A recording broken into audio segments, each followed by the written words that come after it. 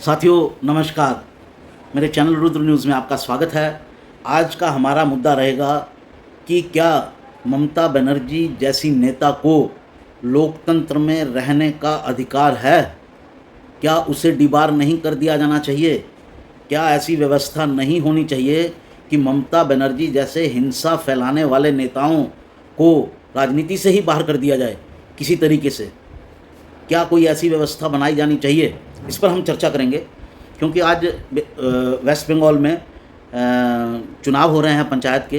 कल रात से सुबह तक 8-10 लोगों की मौत हो चुकी है।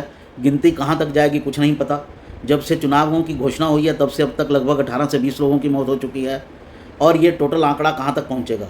और हिंसा जो है वो एक आम बात हो गई है चुनावों में या किसी भी बात को लेकर। जहाँ टीएमसी इन्वॉल्व होती है वो अपने विरोधियों को मारती है, और विरोधी भी फिर इसका प्रतिकार करते हैं, तो कुछ ममता को भी झेलना पड़ता है। तो साथियों, इन सब मुद्दों पर चर्चा होगी, और चर्चा पर आगे बढ़ने से पहले एक निवेदन है जो मैं हर रोज़ करता हूं। मेरे चैनल को सब्सक्राइब कीजिए, नोटिफिकेशन की बेल दबाइए। साथियों, इस वीडियो को भी लाइक कीजिए और इसको शेयर कीजिए।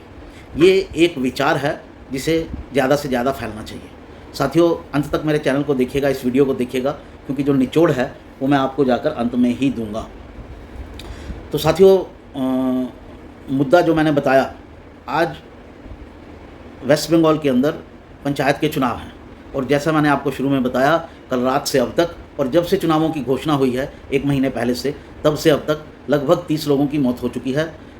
हिंसा शुरू की जाती है टीएमसी के द्वारा, प्रतिकार होता है तो टीएमसी के भी कुछ लोग मारे जाते हैं। और ये इस बार की बात नहीं है, ये हर बार की बात है। जब भी चुनाव होगा वेस्ट बंगाल के अंदर हिंसा होगी। और पिछले 30-40 सालों से, जब से वहाँ कम्युनिस्ट आए, तब से वहाँ हिंसा की परिपाटी डल चुकी है। इसलिए पहले सीपीएम वाले, सीपीआई वाले जितने कम्युनिस्ट थे वो हिंसा करके चुनाव जीतते थे, और इसका तोड़ निकाला ममता बनर्जी ने। उसने भी अपने कार्यकर्ता ऐसे इकट्ठा किए जो हिंसक थे। अब वो भी हिंसा से चुनाव जीतती है। हिंसा से ही उसने कम्युनिस्टों को हराया, और अब हिंसा से ही वो किसी और को आने भी नहीं देना चाहती है। तो हिंसा वहाँ के चुनावों का एक हिस्सा हो गया। हालत ये है कि हर बार जब चुनाव होते हैं तो वहाँ की हाई कोर्ट जो है वो कहती है कि सेंट्रल फोर्सेस को लाइए। जो ममता की पार्टी है वो सुप्रीम कोर्ट तक आती है, एक एक कदम आगे बढ़ा के, पहले हाई कोर्ट में अपील करती है, लेकिन हर जगह उसको जो है लानत पड़ती है कि भाई रहने दो, तुम जितनी हिंसा करवाती हो ना अपने प्रदेश में, कहीं नहीं होती है। पूरे देश के अंदर आपको बता दूं, कहीं इतनी हिंसा नहीं होती है, इतनी क्या, ज़ीरो हिंसा होती है। इवन बिहार जैसे राज्य में बिल्कुल ना के बराबर, नेग्लिजिबल, बिल्कुल मिनिमम हिंसा होती है, अगर होती भी है तो। उत्तर प्रदेश में सब जगह, क्यों? क्योंकि जो शासन करवाने वाला, जो चुनाव करवाने वाला शासक है वो मुस्तैद रहता है, वो होने ही नहीं देता है हिंसा। और ममता के राज में हिंसा होनी ही है, वो चाहती ही है कि मैं हिंसा से जीतूं। और जो लोग बैलेट पेपर की वकालत करते हैं वो सुन लें कि जहां बैलेट पेपर से चुनाव होता है, क्योंकि जो राज्य के चुनाव होते हैं वो सेंट्रल सीईसी के अंडर नहीं आते हैं, इलेक्शन कमीशन के अंडर नहीं आते हैं, वो राज्य ही करवाती है।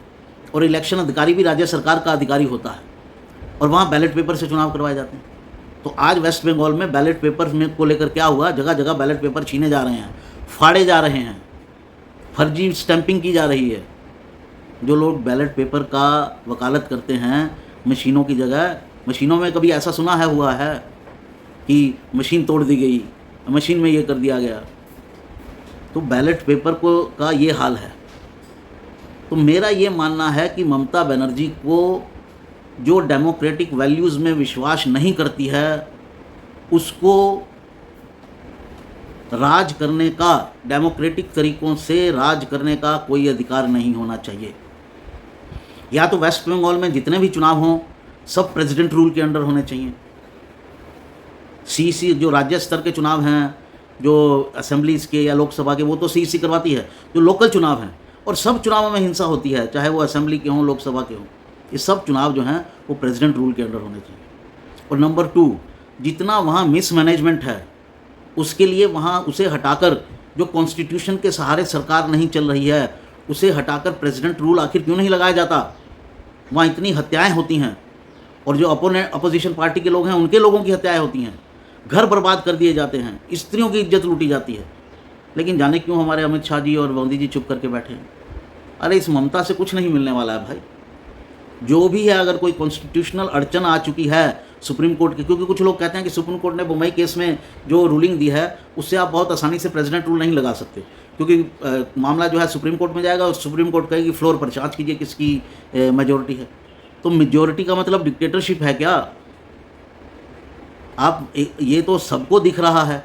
अगर सुप्रीम कोर्ट को भी दिख रहा है कि वहाँ पर एनआरकी है वेस्ट बंगाल के अंदर, तो कोई ना कोई रास्ता तो होगा। अगर कॉन्स्टिट्यूशन के हिसाब से स्टेट नहीं चल रही है तो आपको वो रास्ता अपनाना पड़ेगा।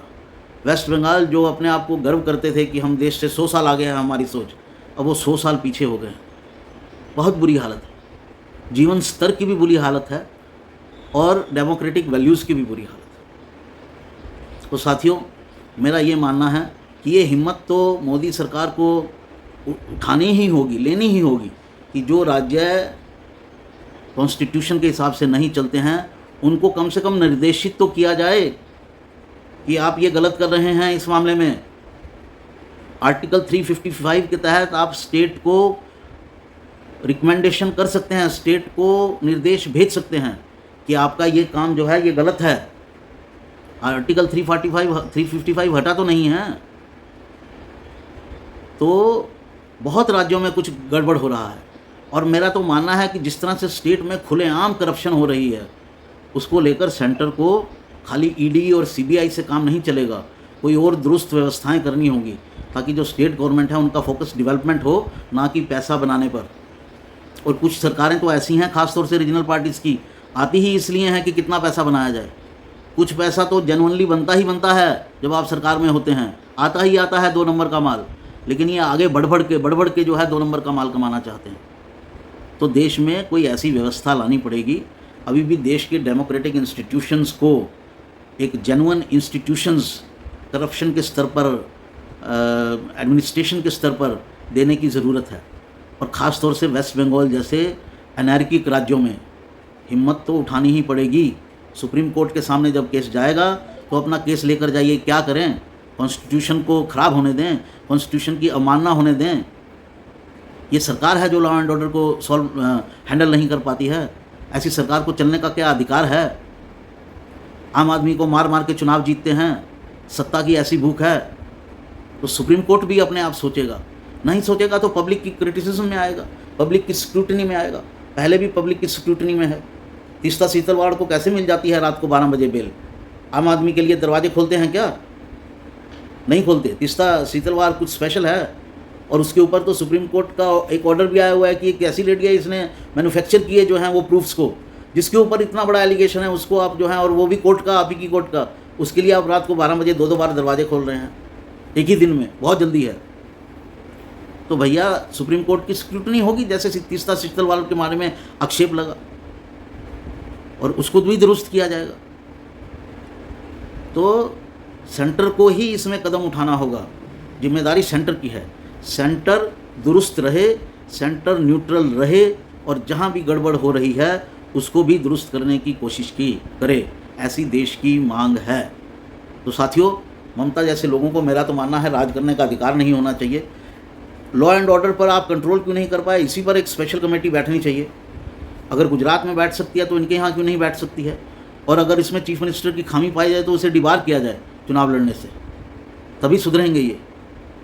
नहीं तो अपनी मन मर्जी चलाते हैं, सब चीज़ें कंट्रोल कर लेते हैं, चाहे वो पंजाब के अकाली हों और तमिलनाडु के डीएमके हो या वेस्ट बंगाल की ममता बनर्जी। और भी जहाँ जहाँ पर ये होता है, मैं किसी पर्टिकुलर उसको नहीं कह रहा हूँ, जहाँ भी करने की कोशिश होती है, चाहे वो बीजेपी का राज्य हो, बीजेपी का मुख्यमंत्री हो, और चाहे किसी सरकार का मुख्यमंत्री हो, अगर सफिशिएंट एविडेंस है जो पब्लिक की समझ में है तो उसके ऊपर इस तरह के एक्शन की ज़रूरत है। ममता को राज करने का अधिकार नहीं है। कुल जमा ये साथियों कि जो राजा राज नहीं कर सकता है उसे राज मिलना भी नहीं चाहिए। कुछ ऐसी व्यवस्था, कुछ ऐसी सोच आगे के लिए डेवलप करनी होगी। नमस्कार साथियों, मेरा ये था आज का वीडियो, और आपसे फिर निवेदन है सब्सक्राइब करें, सब्सक्राइब जरूर करें, हौसला बढ़ता है। और साथ साथ आर्थिक मदद भी मिलती है सब्सक्राइब करने से। आप लोग भी आर्थिक मदद करना चाहें तो कमेंट में लिखें, और मेरे चैनल को आगे बढ़ाने में सहयोग दें। नमस्कार।